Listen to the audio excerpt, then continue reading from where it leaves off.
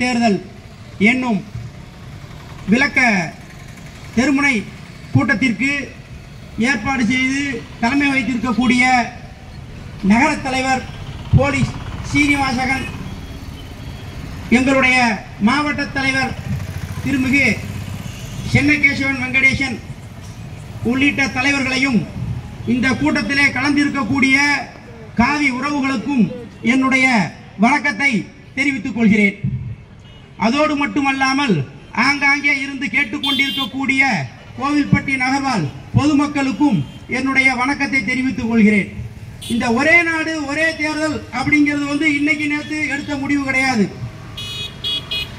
தமிழகத்தில் இருக்கக்கூடிய இன்னைக்கு முதலமைச்சராக இருக்கக்கூடிய தகப்பனாரும் ஒரே நாடு ஒரே தேர்தல் அப்படிங்கிற திட்டத்தை ஏத்துக்கிட்டவர் தான். இந்த ஒரே நாடு ஒரே தேர்தல் அப்படிங்கிறது நாட்டை மிகப்பெரிய வளர்ச்சி பாதையை நோக்கி கொண்டு செல்லக்கூடிய ஒரு திட்டம்.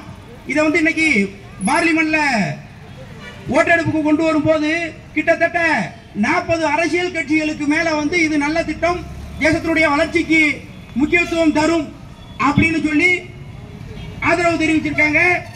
ஒரு 15 கட்சிகள் தங்களுடைய, அதாவது மாநில கட்சிகள், இந்த மாதிரி தங்களுடைய எதிர்ப்புகளை தெரிவிச்சிருக்காங்க. இதனால ரெண்டையுமே கலந்து பேசி முடிக்கணும் அப்படிங்கிறதுக்கான நிலைக்குழுவுக்கு கொண்டு அனுப்பி வச்சிருக்காங்க. அது அதோட முடிவு வரும். இந்த ஒரே நாடு ஒரே தேர்தல் நான் கொண்டு வர வேண்டியதோட முக்கியத்துவம் என்னன்னு சொன்னாக்க பொருளாதார இழப்பு. ஏன்னா ஒவ்வொரு முறை தேர்தல் நடத்தும் போதும் நாம வரியா கொடுத்துருக்கக்கூடிய பணம் தான் செலவாகுது. அந்த பொருளாதார இழப்பு ஏற்படுறதை தடுக்க முடியும். அதோடு மட்டும் இல்லாம மனித வளங்கள் தவறா அதிகமா தேவையில்லாத மனிதவள செயல்பாடுகள் பயன்பாடுகளையும் குறைக்குது. ஏன்னா ஒரு தேர்தல் அடுத்தடுத்து வர்றதுனால இந்த அரசாங்கத்தில் பணி செய்யக்கூடிய அதிகாரிகள் தான் தேர்தல் பொறுப்பாளர்களாக இருக்காங்க. அவங்க அப்படி அந்த பக்கம் போயிட்டாங்க அப்படின்னு சொன்னா இந்த அரசாங்கத்தினுடைய செயல்பாடுகளும் நலத்திட்டங்களும் முடங்குது. இதுக்கெல்லாம் ஒரே தீர்வு வந்துடணும். ஒரே மாதிரி தேசத்தோட வளர்ச்சியில முக்கியத்துவம் கொடுக்கணும், ஒரு நிலைத்த ஆட்சி அமையணும் அப்படிங்கிற ஒரு உன்னத நோக்கத்துக்காக உண்மையிலேயே தேசத்தினுடைய வளர்ச்சியாகவும் பாரதத்தை உலகின் குருவாக கொண்டு சென்று கொண்டிருக்கக்கூடிய பாரதத்தினுடைய பிரதமருடைய சீரிய முயற்சியால் இந்த ஒரே நாடு ஒரே தேர்தல் திட்டம் இந்த கூட்டத்தொடரிலேயே நிறைவேற்றுவதற்கான வாய்ப்புகளும் ஏற்பட்டுவிடும், அதுவும் நிறைவேற்றிவிடும். ஆனா இந்த ஒரே நாடு ஒரே தேர்தல் திட்டத்தை குறை சொல்றதும் அத சரியில்லை அப்படின்னு சொல்றதுக்கும் தமிழ்நாட்டில் இருக்கக்கூடிய இந்த முதலமைச்சருக்கு தகுதி இருக்கா அப்படின்னு சொன்னா துளியும் தகுதி இல்லை. ஏன்னா மண்டைக்கு மேல இருக்கிறது மனுஷனுக்கு அவர் விக்கு மட்டும் தான் வச்சிருக்கார். மண்டைக்கு உள்ள ஒண்ணு இருக்கணும். அது இருந்தா மட்டும்தான் சீரிய முயற்சியை பத்தி யோசிக்க முடியும். அது தமிழகத்தினுடைய முதல்வருக்கு இருக்கா இல்லையா அப்படிங்கிறது துளியும் தெரியல. இந்த தமிழ்நாடு இப்ப ரொம்ப மோசமான நிலைய போய்கிட்டு இருக்கு. இன்னைக்கு பாத்தீங்கன்னு சொன்னா ஒரு 3 நாள்ல தென்பகுதிகளில் ஏகப்பட்ட கொலைகள். இந்த பக்கத்துல இன்னைக்கு கூட காலையில ஒரு கொலை நடந்துருச்சு. அப்போ இந்த நம்ம அரசியல்வாதிகளை தமிழ்நாடு முதல்வர் அவருக்கு மண்டைக்குள்ள ஒண்ணுமே இல்லை அப்படிங்கிறதுனால நம்ம அந்த அரசியல்வாதிகளை குறை சொல்றதை விட்டுறணும். நிலைத்து நீடித்து இருக்கக்கூடியது அரசு, கவர்மெண்ட்.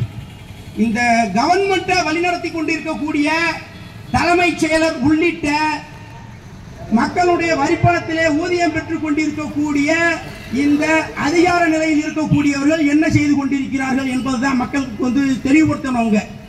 ஏன்னா தொடர்ந்து நடந்துகிட்டு இருக்கு.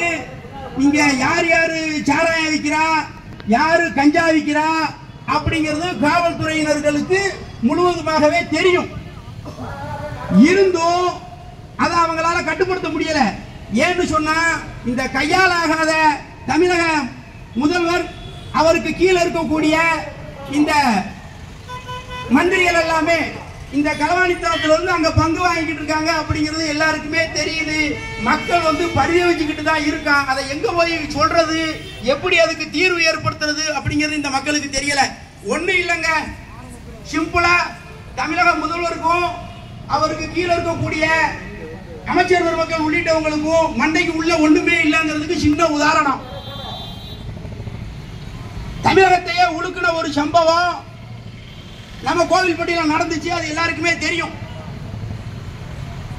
அந்த சிறுவன் காணாம போனதுல இருந்து அவனை கண்டுபிடிக்கிறது கிட்டத்தட்ட ஒரு 7 நாள் எடுத்துக்கிட்டாங்க. ஆனா இந்த நம்ம இப்ப பேசிக்க இருக்கக்கூடிய காவல் எல்கைக்கு உட்பட்ட காவல் ஆய்வாளர் வந்து அந்த காணாம போனதுல இருந்து மறுநாள் காலையில வரைக்கும் அந்த பகுதிக்கு போகவே இல்லைன்னு சொல்லி சொன்னாங்க. அதுக்கு பிறகு நிறைய போலீஸ் எல்லாம் போய் விசாரிச்சு ஒரு பெரிய இழப்பு ஏற்பட்டுச்சு. அப்படி ஏற்பட்ட அந்த இழப்பை பார்க்கறதுக்கு நம்ம மாவட்டத்தில் இருக்கக்கூடிய அழுகிய முட்டை அமைச்சர் இன்னைக்கு சமீபத்தில் கன்னியாகுமரியிலையும் அந்த அழுகிற முட்டையை கொடுத்து மிகப்பெரிய அவப்பேரை சந்திச்சிருக்காங்க. அந்த அழுகிய முட்டை அமைச்சர் 2 நாளைக்கு முன்னால வந்து நம்ம அந்த பேரிழப்பு ஏற்பட்ட சிறுவனின் தாயாரை வந்து சந்திச்சிருக்காங்க. ஒரு அமைச்சர் அவனை பார்க்க வர்றீங்க, இந்த மாவட்டத்தில் இருக்கக்கூடிய ஆட்சியரையும் மாவட்டத்தில் காவல் பணி செஞ்சிருக்கக்கூடிய இந்த காவல் அதிகாரியவும் சந்திச்சுட்டு தான் வந்திருப்பீங்க. உங்களோட அந்த வாக்குமூலம் காவல் அதிகாரி மாவட்ட காவல் அதிகாரி உங்ககிட்ட சொன்ன வாக்குமூலமா தான் இருக்கணும். ஏன்னு சொன்னா நீங்க வந்து பார்க்கும்போது கைது செய்யப்பட்ட அந்த நபர் சந்தேகத்தின் பேரில் தான் கைது செய்யப்பட்டிருக்கிறார், காவல்துறையினர் இன்னும் விசாரித்துக் கொண்டிருக்கிறார்கள் அப்படின்னு சொல்லியிருக்கீங்க. எது எப்படியோ உண்மையான குற்றவாளியை சீக்கிரம் கண்டுபிடிங்க. அது காவலர்களுக்கு தெரிந்திருக்கிறதுக்கான வாய்ப்புகள் இருக்குன்னு எனக்கு மட்டும் இல்ல, ஒட்டுமொத்த கோவில்பட்டி மக்களுக்கும் தெரியும். ஏன்னு சொன்னா இதே மாதிரி இன்னொரு பேரிழப்பு ஏற்பட்டக்கூடாது. இந்த அரசாங்கம் கையாளாகாத அரசாங்கம் அப்படிங்கிறதுக்கு ஒரு மிகப்பெரிய எடுத்துக்காட்டு கள்ளக்குறிச்சி கள்ளச்சாராய விவகாரம். அதுல இந்த நீதிமன்றத்துக்குள்ள உள்ள அன்னைக்கு வழக்குகளை சந்திச்சிருந்தா தெரியும். நீதிபதிகளே சொல்லி இருப்பார்கள், காவல்காரர்களை வாயிலில் நிறுத்திவிட்டு உள்ளே கள்ளச்சாராயம் காய்ச்சி இருக்கிறார்கள் என்பதுதான். அந்த கள்ளச்சாராய சாவுகள் எண்ணற்ற சாவு, யாருவதையும் அது ஈடு செய்ய முடியாது. அப்படிப்பட்ட அந்த கள்ளச்சாராய சாவை வந்து உண்மையான குற்றவாளிகளை கண்டுபிடிக்கணும், காவல்துறையால முடியல. ஏன்னா காவல்துறை கையறு நிலையில் உள்ளது, தமிழகத்தில் கண்டுபிடிக்க முடியல அப்படின்னு சொல்லி சிபிஐ விசாரணை வேணும்னு சொல்லி இந்த நாட்டின் பால், தேசத்தின் பால், மாநிலத்தின் பால் அக்கறை